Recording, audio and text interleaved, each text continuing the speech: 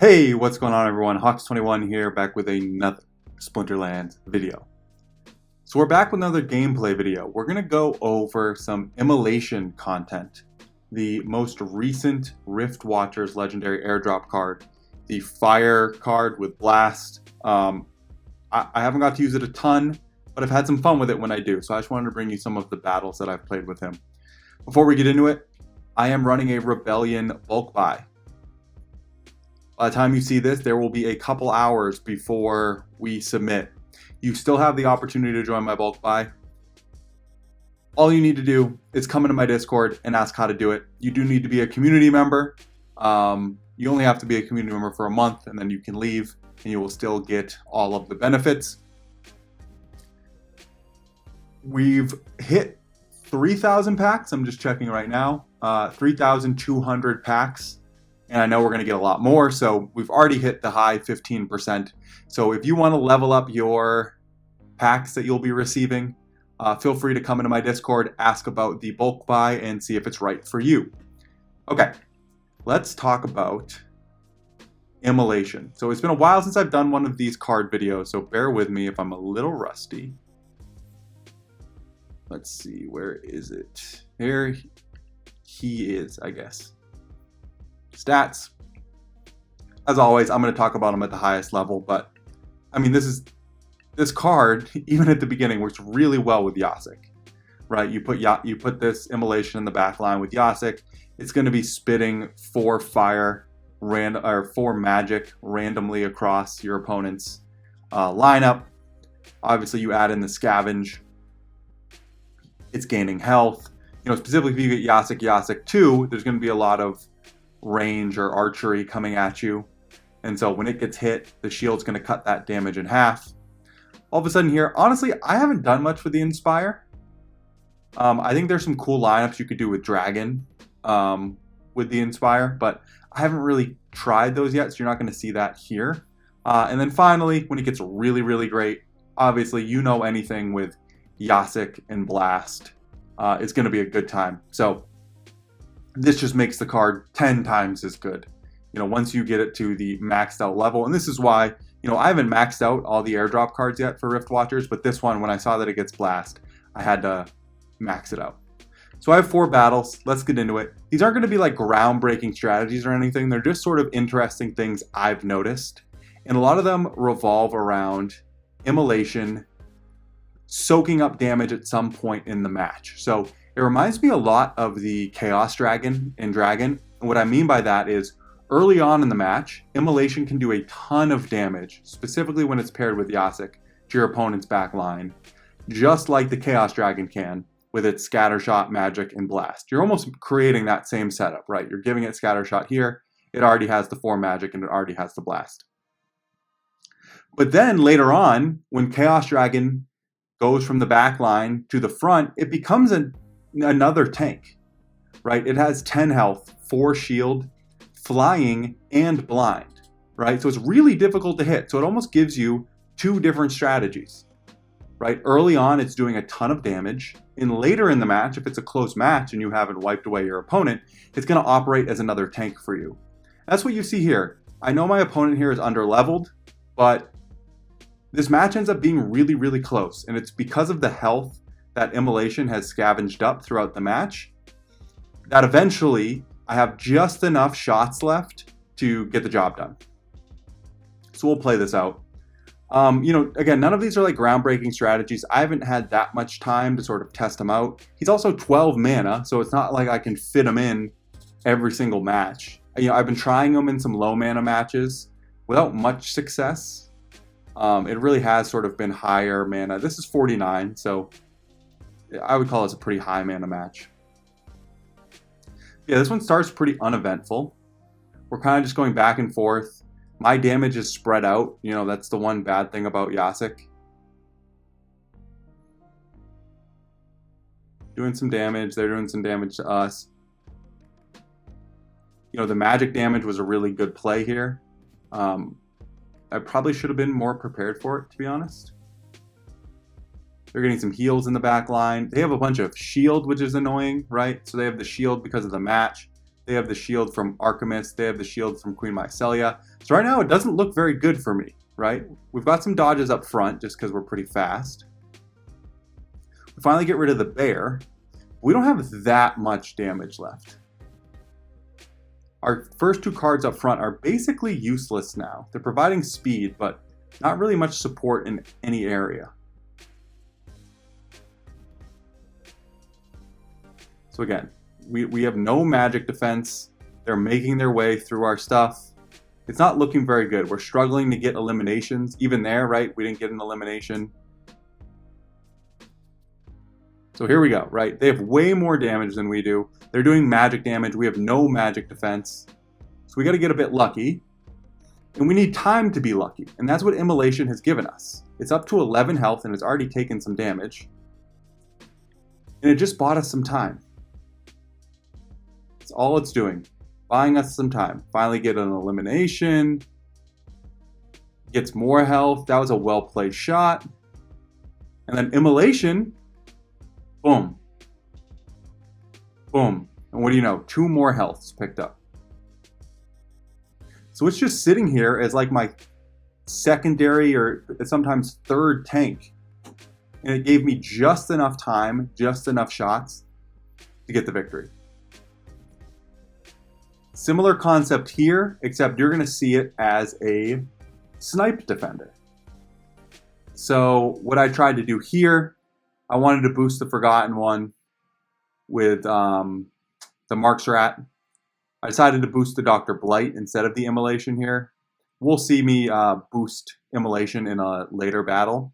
That I think is the optimal strategy. But for this one, I decided to boost the Blight. And this is a really similar concept. I'm using Immolation to defend against snipe. And so obviously it's very weak to magic. However, because it's able to scavenge up health and it's able to cut the range damage in half, it's able to stay along for a really, really long time. I think the scavenge was a part of this card that I really underlooked when I was first considering it. The scavenge has been a huge part of basically every strategy I've run thus far. Every successful strategy I've run, I should say. So again, we're just spreading damage around. We're able to quickly take out. They wanted to boost the Jared Scar here with the Izzyar, but we have Scattershot, so we're not gonna, fall into their trap. So now it's the Immolation that's going to be taking the snipe damage. We're already up to 12 health. The magic, there's nothing we can do about the magic. We end up with decent speed too a lot because the Jacek +2 and Fire has a ton of speed options. But now again, Immolation sitting in the snipe position, going to scavenge up some more health while doing a ton of damage and just buying us more time. And now the Dr. Blight is really formidable, up to 11 health. We got some nice dodges there. And again, takes another big magic chunk, but we have so much health that it doesn't matter. And it really unlocks the Countess Sinash. It gives the Countess Sinash just extra turns to fire, which is awesome. So again, great combination of damage dealer and damage taker. These next two are more fun. So, quick thing you'll notice here, I am going against a level 1 summoner. However, this is a very formidable strategy. Very, very, very formidable. Look what's going to happen here. They have the self-resurrects. So, when this dies, martyr, martyr, it's going to come back. It's going to die again, martyr, martyr. This dies, martyr, dies again, martyr. You're going to have a quadruple martyred Kron. Even if it is starting from level 1, that's a formidable opponent. However, with the scavenge, you'll see what we create. It's not exactly relevant here, but you can see we got a little bit lucky where it didn't have to be relevant, but you can see sort of the vision in how this strategy would have worked, if they put out a slightly better or slightly more leveled up lineup. Yeah, we'll get into it. So the Resurrect is a great Born Again is a great rule set for Immolation.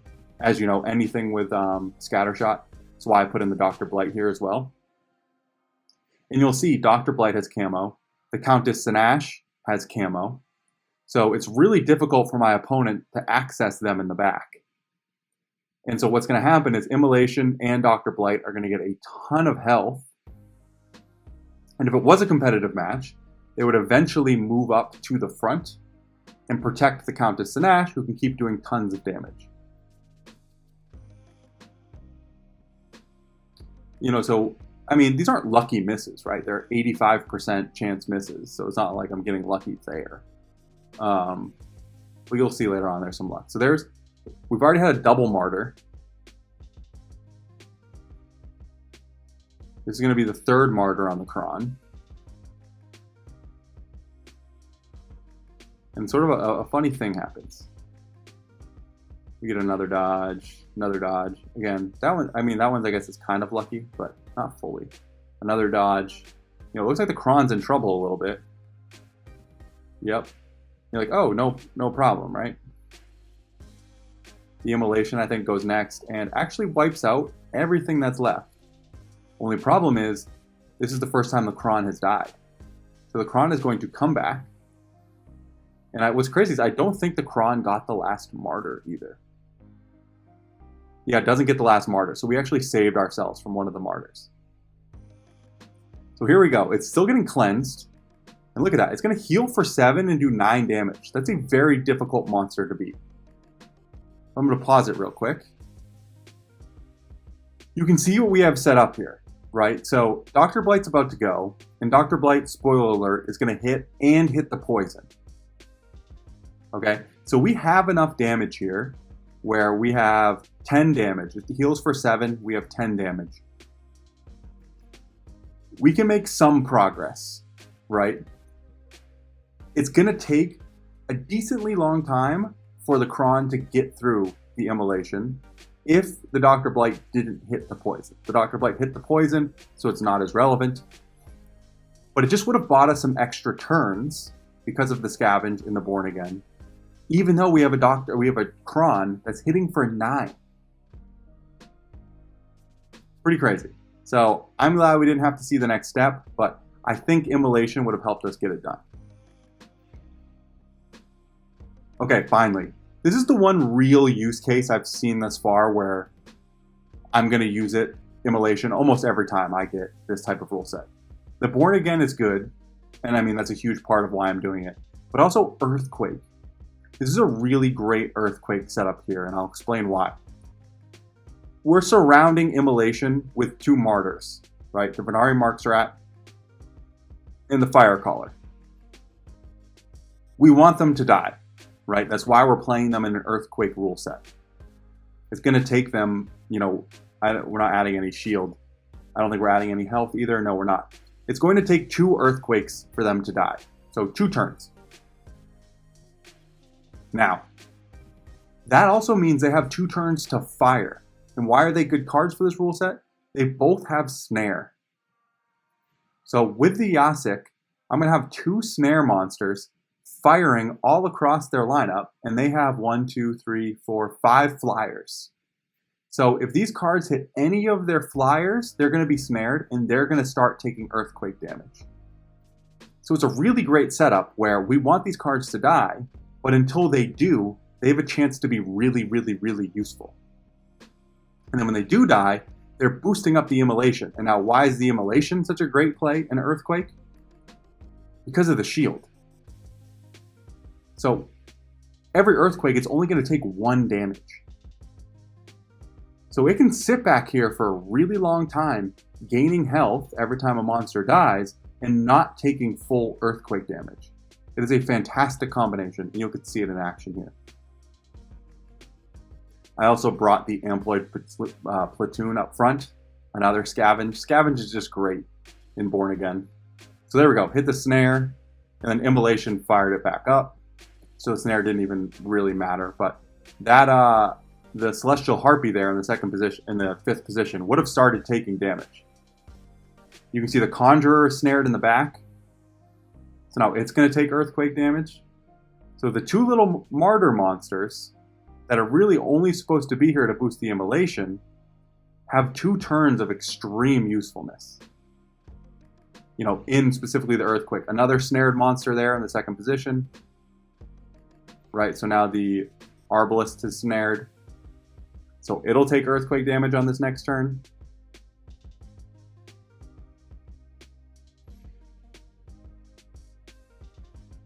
And again, we're just scavenging health there in the back. Actually, it won't take Earthquake damage because the Marks Rat fired in the same position.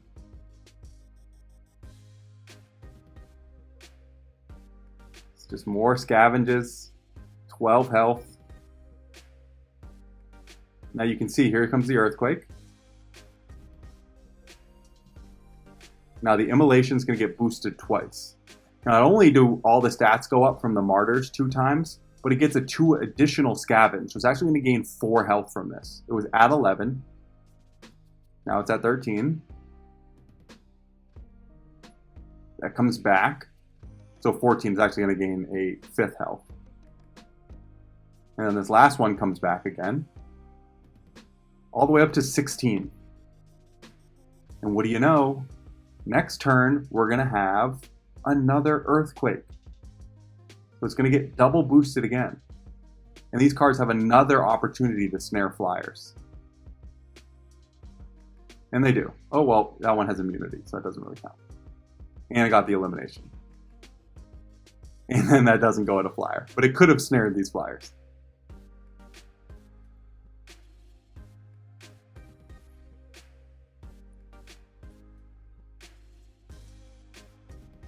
I believe it's time for the Earthquake now, so we'll get to see. There's another round of Earthquakes. Another 2 Martyrs. Another ton of health for the Immolation.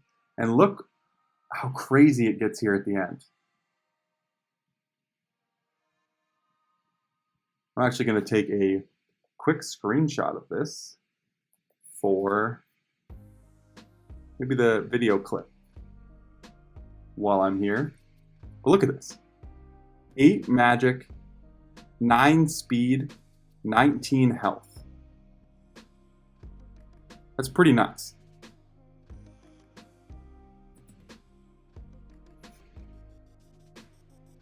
So, I mean, you can obviously see what's going to happen now.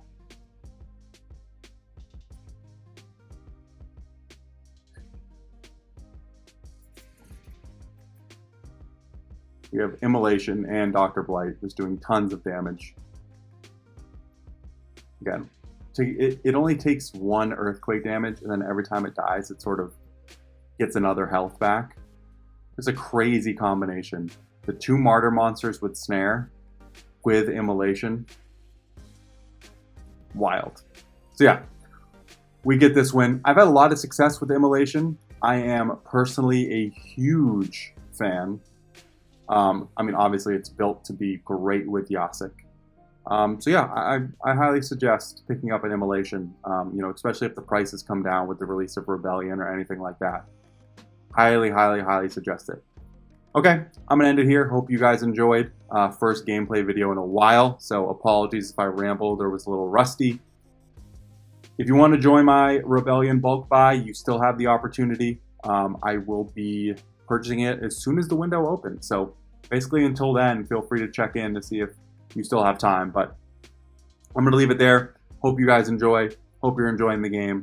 I will talk to you guys soon.